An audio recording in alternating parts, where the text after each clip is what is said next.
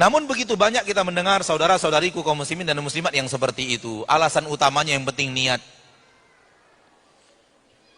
Maka yang benar adalah benarkan amalan dan benarkan niat. Bagaimana cara membenarkan amalan? Ikuti Rasulullah sallallahu alaihi wasallam. Karena jalan yang benar sudah diajarkan Rasul. Cara mengamalkan yang benar lengkap. Tadi sudah kita katakan agama kita agama super lengkap. Tak ada kurang, tak ada cacatnya, tak ada kelirunya. Semuanya sudah selesai. Abdullah bin Mas'ud mengatakan, ya ayyuhan nas, wahai manusia, ittabi'u, ikuti yang sudah ada, wala tattabi'u wala tabtadi'u. Jangan buat lagi hal yang baru. Enggak perlu buat hal yang baru, ikuti yang sudah ada saja. Faqad kufitum, semuanya sudah lengkap untuk kalian. Semuanya sudah komplit untuk kalian. Sudah sempurna dibuat untuk kalian, kalian tinggal jalankan saja. Sehingga ketika ada sekelompok kaum yang dilihat oleh Abdullah bin Mas'ud radhiyallahu taala anhu wa ardhah mengamalkan amalan yang tidak sesuai dengan yang diajarkan Nabi SAW, cara mengamalkannya, kaifiatnya berbeda. Abdullah bin Mas'ud mengatakan, kalian pilih salah satu di antara dua. Kalian merasa berada di atas petunjuk yang lebih daripada petunjuk Rasul kalian, atau kalian adalah sedang membuka pintu kesesatan. Inilah seorang ulama alim faqih yang disuruh Nabi SAW kita belajar Al-Quran dari beliau. Dan di dalam Al-Quran beliau termasuk orang yang disuruh oleh Allah kita untuk mengikuti beliau, karena termasuk muhajirin yang diperintahkan Allah kita untuk mengikuti derap langkah muhajirin. Ditemukan kaum yang berzikir dengan cara yang aneh, tidak pernah diajarkan Nabi SAW, dipimpin bersama-sama. Lalu beliau mengatakan, wahai kaum, apakah kalian merasa di atas petunjuk yang lebih daripada petunjuk Rasul kalian? Atau kalian adalah orang yang sedang membuka pintu kesesatan? Yang pertama mustahil. Mustahil tidak dapat petunjuk lebih daripada petunjuk Nabi. Mungkinkah itu? Mustahil, nggak mungkin. Jadi Anda wahai saudaraku saudariku muslimin dan muslimat yang mengamalkan amalan, sudah datang kepada Anda keterangan amal tersebut tak sesuai dengan amalnya Rasul. Tak sesuai. Rasul tidak memerintahkan, Rasul tidak melakukan, Rasul tidak mengajarkan, Rasul SAW tidak pernah mengamalkan sampai kepada Anda bahwa amalan Anda tak sesuai dengan yang diamalkan Rasul. Harusnya berhenti. Cocokkan amal kita dengan amal Rasul kita tercinta Muhammad sallallahu alaihi wasallam. Toh kita telah meyakini agama sempurna. Kalau sempurna berarti tidak perlu ditambah.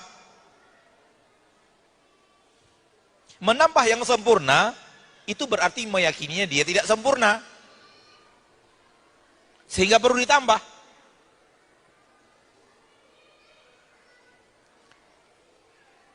Seorang ulama besar di zaman tabi'in, sebelum Imam Malik bahkan, bernama Sa'id ibnul Musayyab, ulama di kota Madinah juga. Suatu hari melihat seseorang lelaki sholat 2 rakaat setelah azan subuh. Setelah azan berkumandang, dia sholat 2 rakaat.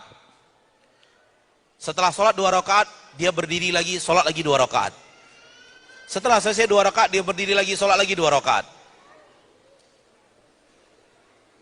Ilmunya tidak begitu. Ilmunya kalau setelah selesai azan, Anda di masjid, Anda dari tadi sudah di masjid, azan berkumandang, hanya ada 2 rakaat, nggak ada rakaat yang lain. Tapi terlihat orang ini 2 rakaat, tambah lagi 2 rakaat, tambah lagi 2 rakaat. Tak ada sunnahnya. Rasul tidak memerintahkan itu. Rasul tidak mengajarkannya.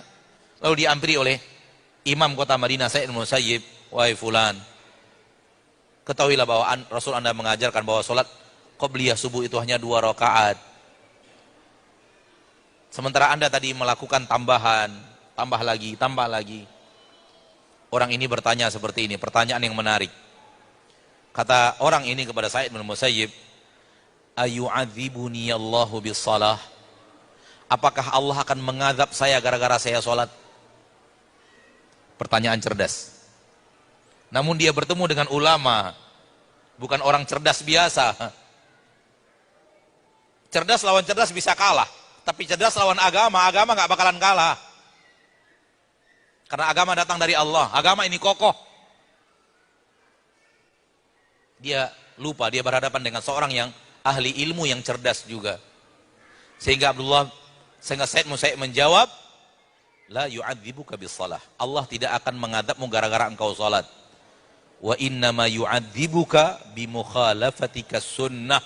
Namun Allah akan adab engkau karena engkau menyelisih sunnah nabimu. Maka tidak ada yang namanya, yang penting niatnya benar. Dan ini berlaku ma'asyiral muslimin. Di zaman kita sekarang, ada orang tua ngangkat anak orang. Nggak ada hubungan apapun dengan dia. Kenal pun tidak sebelumnya diangkat. Sehingga jadilah anak ini jadi anak gadis sudah. Di rumah dia asuh, dia pelihara jadi anak angkat. Usia sekarang sudah 23 tahun, 21 tahun. Si ayah ini, ayah angkat ini enak saja peluk anaknya, cium. Secara syariat haram, anak orang loh. Tapi hati saya sudah menganggap dia anak saya. Nggak bisa. Nggak bisa. Karena agama adalah agama. Hati adalah hati. Apakah anak Anda berusia 21 tahun datang orang lain cium, anak anggap anak sendiri, bisa nggak? Nggak bisa. Hal yang sama. Walaupun hati Anda merasa itu anak sendiri, anak angkat dan sudah Anda anggap, nggak bisa. Dia tetap anak orang. Ayahnya bukan Anda. Secara agama dia berhak menikah dengan Anda. Secara agama dia wajib tutup aurat. Secara agama Anda tidak boleh menyentuhnya, apalagi menciumnya dan memeluknya. Namun niat saya sudah baik, niat saya benar, saya sudah anggap nggak laku. Nggak ada gunanya. Niat itu nggak ada gunanya, hati Anda itu tidak ada gunanya. Kenapa? Amalnya salah. Itu anak orang. Dia dan orang lain yang tak ada hubungan dengan sama. Demikian juga kalau dia laki-laki. Lalu kemudian dengan istri kita berduaan, bersafar bareng, duduk bareng, berpelukan, berciuman, sama dengan lelaki manapun di jalan manapun. Nggak ada bedanya. Karena dia adalah ajnabi, orang yang tidak ada mahramnya dengan istri kita. Maka di sini bahaya. Asal ikuti, yang penting niat.